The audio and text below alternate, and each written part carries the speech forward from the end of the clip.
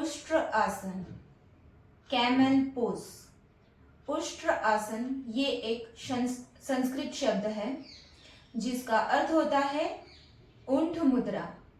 इस आसन को करते वक्त हमारे शरीर की आकृति ऊंट के पीठ के उठे हुए हिस्से के समान हो जाती है, इसीलिए इस आसन को उष्ट्र आसन कहा जाता है। इस आसन को अब मैं आपको करके दिखाऊंगी कि किस तरीके से इस आसन को किया जाता है। फिर इसके बाद में इसके फायदे और इस आसन को करने के लिए क्या सावधानियां बरतनी चाहिए इसके बारे में भी आपको बताऊंगी। उष्ट्र आसन करने के लिए सबसे पहले हम वज्रासन की स्थिति में आ जाएंगे। हमारा राइट लेग राइट हिप के नीचे है और लेफ्ट लेग लेफ्ट हिप के नीचे है। इस तरीके से हम, और दोनों हाथ हमारे घुटनों के ऊपर है। इस तरीके से मैं अभी वज्रासन की स्थिति में बैठी हूँ। वज्रासन की स्थिति में बैठने के बाद में हमें थोड़ी देर तक लंबी गहरी सांसें लेनी है। अब हम अपने दोनों घुटनों के बीच में 1 इंच का डिस्टेंस रखेंगे और घुटनों के बल आके खड़े हो जाएंगे। हमें इस तरीके से घुटनों के बल खड़े रहना है कि हमारी पीठ, गर्दन ये बिल्कुल सीधी होनी चाहिए। अगर आपको घुटनों के बल खड़े रहने में घुटनों में दर्द होता है तो आप मैट को इस तरीके से अपने घुटनों के नीचे रख सकते हैं, तो आपको घुटनों में दर्द नहीं होगा। हमें दोनों घुटनों में, मेरे दोनों घुटनों में कंधे जितना ही डिस्टेंस रखा है मैंने। उष्ट्र आसन करने से पहले हम अर्ध उष्ट्रासन की प्रैक्टिस करेंगे। इसके लिए हम अपने दोनों हाथों को दोनों हिप्स के ऊपर रखेंगे और दोनों शोल्डर ये बाहर की तरफ नहीं रहेंगे, ये अंदर रहेंगे। सांस भरेंगे और धीरे धीरे पीछे जाएंगे। और ये स्थिति में हम थोड़ी देर रुकेंगे। हमारी सांस सामान्य गति से चलती रहेंगी। सांस छोड़ेंगे और वापस से पूर्व स्थिति में आ जाएंगे। ये था अर्ध उष्ट्रासन। जो बिगनर्स है पहले वो इसकी प्रैक्टिस 8 से 10 दिन तक करेंगे, फिर ही वो पूर्ण उष्ट्रासन कर सकते हैं।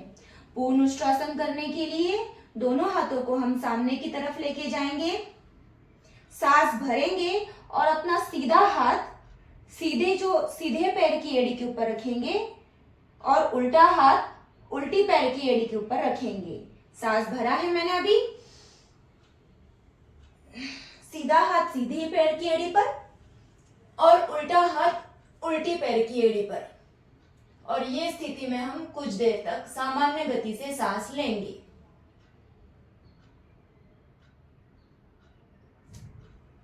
सांस छोड़ेंगे और वापस से हम पूर्व स्थिति में आ जाएंगे और फिर वज्रासन की स्थिति में बैठ जाएंगे। दोस्तों, उष्ट्रासन करने के लिए हम सांस लेंगे, पीछे झुकेंगे। जब हम आसन में आ जाएंगे तो सामान्य गति से सांस चलती रहेगी हमारी। फिर वापस जब हम आसन को छोड़ेंगे तो सांस छोड़ते हुए आएंगे वापस। इस बात का ध्यान रखना है हमें। अगर आप अभी भी उष्ट्रासन नहीं कर पा रहे हैं तो आप इस तरीके से एक हाथ से भी प्रैक्टिस कर सकते हैं। जैसे मैंने अपना उल्टा हाथ ऊपर की तरफ रखा है और सीधे हाथ को सीधे एड़ी को छुआ है और मेरा जो उल्टा हाथ है वो सीलिंग की तरफ है। आप इस तरीके से भी एक हाथ से प्रैक्टिस कर सकते हैं। जिस तरीके से मैंने ये एक हाथ किया है, आप दूसरे हाथ से भी थोड़े दिन तक प्रैक्टिस करेंगे तो आपको पूर्ण उष्ट्रासन आ जाएगा। जब हम उष्ट्रासन कर लेंगे तो हमको शशांक आसन में रिलैक्स करना है। इसके लिए हम वज्रासन की स्थिति में बैठेंगे, दोनों हाथ सांस भरते हुए ऊपर लेके जाएंगे और सांस छोड़ते हुए माथे को हम योगा मैट पे टच करेंगे और इस स्थिति में हम कुछ देर तक रुके रहेंगे। सामान्य गति से हमारी सांस चलेगी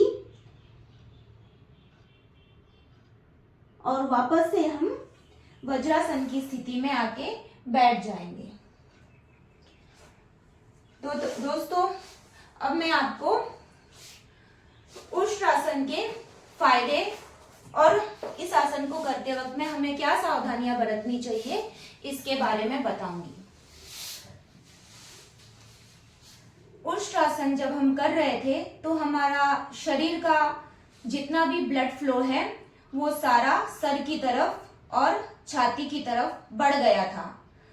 सर की तरफ बढ़ने की वजह से हमारी जो दृष्टि है, देखने की जो क्षमता है, उसमें सुधार आता है।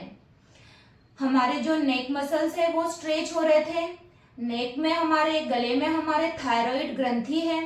थायराइड ग्रंथि स्टिमुलेट होती है, तो ये थायराइड वालों के लिए भी बहुत अच्छा आसन है।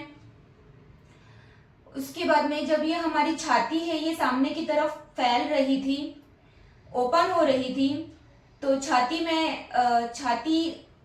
फैलने की वजह से ये अस्थमा वालों के लिए भी बहुत लाभकारी आसन है। जिन्हें कॉन्स्टिपेशन होता है, डाइजेशन का प्रॉब्लम होता है, ये आसन उनके लिए भी काफी फायदेमंद है। ये पेट के मसल्स को स्ट्रेच करता है। जो हमारे पेट पे फैट है ये उसे भी कम करने में मदद करता है। ये आसन महिलाओं के लिए भी काफी अच्छा आसन है, काफी फायदे पहुंचाता है उनको। जो मेंस्ट्रुएशन क्रैम्प्स आते हैं, पेन होता है, उन्हें ये उसमें भी लाभ पहुंचाता है।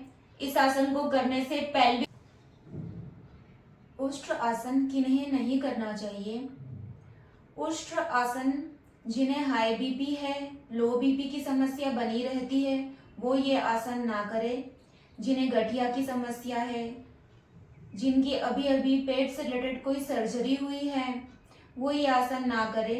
जिन्हें नेक प्रॉब्लम है वो ये आसन ना करें।